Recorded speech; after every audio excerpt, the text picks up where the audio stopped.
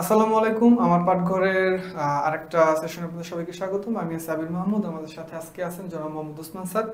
আসলে আমরা যে জিনিসটা কথা বলবো সেটা হচ্ছে আসলে কি ৩৫ ঊর্ধ্বদের নিয়োগটা আটকে গেল?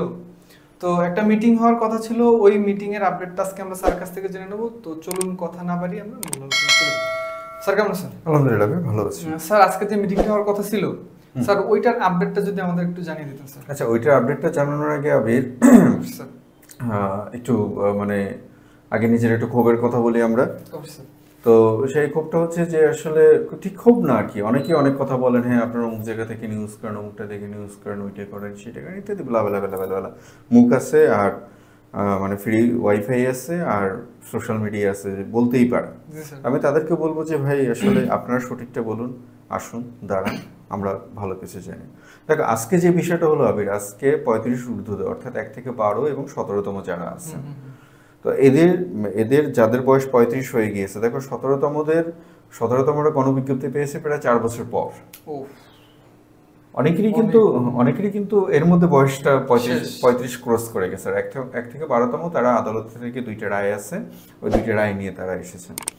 এখন সমস্যাটা কোথায়? সমস্যাটা হচ্ছে যে মানে আজকে একটু ইচ্ছে করছিলাম যে না আমি আজকে বলবো না, আমরা কালকে একটু বলি। কারণ আবার পরে চিন্তা করলাম যে না বেশিরভাগরাই হয়তো বা, যেমন অনেকেই নক করেছেন আমাদেরকে যে স্যার সর্বশেষ আপডেটটাকে একটু জানান। তো আপনারা তো পেপার পত্রিকা বা সোশ্যাল মিডিয়াতে দেখছেন, দু জায়গায় দু রকমের খবর। জি স্যার। এক জায়গায় বলা হচ্ছে এটা ভ্রান্ত ধারণা হ্যাঁ, এক আছে। জায়গায় বলা হচ্ছে যে ৩৫তম মানে ৩৫ ঊর্ধ্ব যারা আছেন মানে তারা আগের মতোই হবে। আর আরো কিছু নিউজে বলা হচ্ছে যে ৩৫ ঊর্ধ্বদের নিয়ে আসলে কোনো সিদ্ধান্ত হয়নি। জি স্যার। তাহলে দুই ধরনের নিউজ হয়ে গেল না? এখন আমি আমার সেই জ্ঞানী ভাইদেরকেও বলবো যে ভাই আসেন, আপনারা এটা নিয়ে কিছু বলুন। আসলে অনেক কিছুই বলা যায়, সমালোচনা করা যায়, কিন্তু যারা এটার মধ্যে আছেন তাদেরটা আপনারা কি বুঝবেন বলেন? মানে এখন একটু মানে বাংলা কথা বলতে হয়, মানে একটু ইয়ে করে বলতে হয়, খান বাবারটা ঘোরেন বাবার পয়সায়। একটা চাকরি কি জিনিস, পরিবার কি জিনিস, একটা মানুষের চাকরি কতটা দরকার, এটাকে আপনারা কি বুঝবেন? যারা বুঝবেন তারা এই ধরনের কথাবার্তা বলতে পারেন, আমার বিশ্বাস। স্যার এদের প্রবলেমটা কি, এরা পুরো ভিডিওটা দেখে না, জাজমেন্টাল স্যার। জাস্ট তোমার অন সেকেন্ডে এটা জাজমেন্ট করে জি ফেলে, স্যার, পুরো ভিডিওটা দেখে পুরো না, ভিডিওটা দেখে না। এখানে জাজমেন্টাল হয়ে পড়ে স্যার। আচ্ছা, এখন যাই হোক, আমরা যে কথাটা বলি, কারণ আমরা বুঝতে পারতেছি যে আসলে যারা ১ থেকে ১২তম আছেন, যারা ১৭ উত্তীর্ণ যারা আছেন, এদের অবস্থাটা আমরা বুঝি যে আসলে একটা চাকরি যে কি জিনিস, এক্স্যাক্টলি স্যার। এটা সবাই বুঝবেন। আমি মধ্যবিত্ত পরিবার থেকে উঠে এসেছি, আমি বুঝি এইটা একটা চাকরি কি দরকার। তো যাই হোক, আমরা মূল আলোচনাতে চলে আসি, তা না হলে এইটাও সমস্যা হবে আপনাদের, যেটা বলতে আসছেন সেটা না বললে অন্যটা নিয়ে বলতেছেন। তো এইটা নিয়ে আজকে একটা মিটিং হওয়ার কথা ছিল, এবং আজকে সেই মিটিংটা বিকেল ৩টায় বাংলাদেশ সচিবালয়ের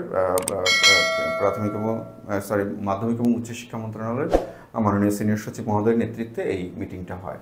এবং এই মিটিংটার মূল বিষয়টা ছিল এই যে ৩৫ ঊর্ধ্বদের অর্থাৎ ১ থেকে ১২তম এবং ১৭তমদের বিষয়ের সিদ্ধান্ত নেওয়ার জন্য। তো এইখানে আলটিমেটলি বিষয়টা যেটা দাঁড়িয়েছে তোমার, যে ১ থেকে ১২তমদের এনাদের ২টা রায় আছে মহামান্য সর্বোচ্চ আদালতের। আর আমরা এটা তো জানি যে সর্বোচ্চ আদালতের রায় বাধ্যতামূলকভাবে মানতেই হবে।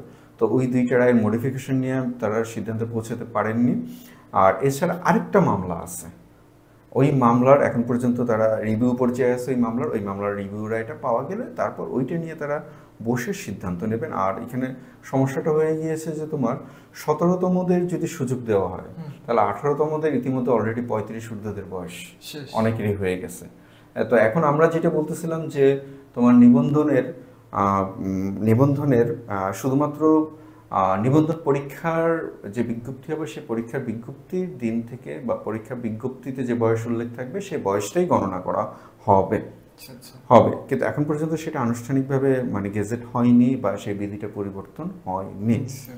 তো তার ফলে তোমার ৩৫ ঊর্ধ্বদের যারা আছেন এদের বিষয়ে মন্ত্রণালয় বা যে উচ্চ পর্যায়ের যে কমিটির আজকে বৈঠকে বসেছিল, সেই বৈঠকে তারা সিদ্ধান্তে পৌঁছাতে পারেননি। এইখানে ভ্রান্তির শিকার হবেন না।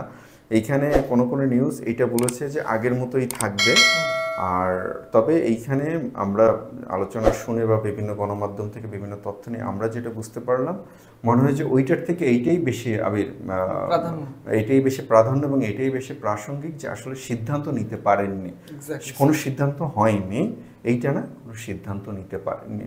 হয়তো এদের পরে বৈঠক বসতে পারে, বা ঈদের আগেও বৈঠক বসতে পারে, তবে আমরা ধারণা করতেছি যে ঈদের পরে বৈঠক বসবে, সেই বৈঠকে হয়তো বা কোনো সিদ্ধান্ত আসতে পারে। তো 1 থেকে 12তম যারা আছেন এবং 17তম বা 18তম ইতিমধ্যে যাদের বয়সটা অতিক্রম হয়ে গিয়েছে, আশা করুন বাকিটুকু উপরওয়ালার ইচ্ছা কী হয় সেটা দেখা যাবে। একদম আশাহত হবেন না আর ভ্রান্তিতে পড়বেন না।